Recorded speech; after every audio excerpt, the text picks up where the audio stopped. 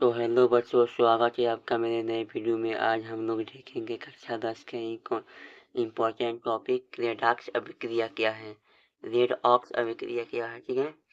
ऐसी अभिक्रिया जिनमें अपचयन तथा उपचयन अभिक्रिया दोनों हों, रेडॉक्स अभिक्रिया कहते हैं, ठीक है। रेडॉक्स अभिक्रिया देखिए, ऐसी अभिक्रिया जिनमें अपचयन तथा उपचयन अभिक्रिया दोनों हों उसे रेडॉक्स अभिक्रिया कहते हैं। अब आप कहेंगे कि अपचयन और उपचयन अभिक्रिया क्या होता है। तो देखिए, अपचयन अभिक्रिया में हाइड्रोजन की वृद्धि होती है, ठीक है।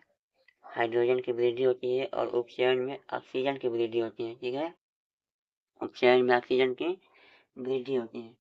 यहाँ पर देखिए एक एग्जाम्पल दिया है कि कॉपर ऑक्साइड की क्रिया जब हाइड्रोजन के साथ कराई जाएगी तो कॉपर और हाइड्रोजन ऑक्साइड बना है, ठीक है।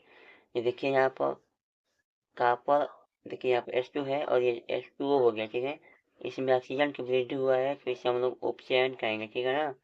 और देखिए इसमें CeO है और कॉपर बना है, इसमें ऑक्सीजन की वृद्धि हो गई है, ठीक है। ठीक है, इसमें ऑक्सीजन ऑक्सीजन की वृद्धि नहीं, सॉरी, ऑक्सीजन की कमी हो गई है, ठीक है।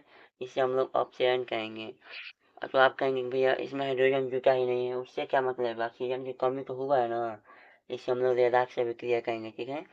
कॉपर ऑक्साइड की क्रिया जब हाइड्रोजन के साथ कराई जाएगी तो कॉपर और जल बनेगा, ठीक है।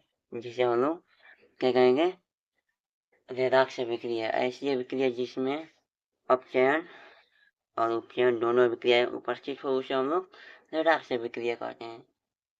तो आई होप कि आप लोगों को वीडियो अच्छा लगा होगा। तो वीडियो पर एक लाइक कर दीजिएगा और चैनल पर नए होंगे तो चैनल को सब्सक्राइब भी कर दीजिएगा, ठीक है।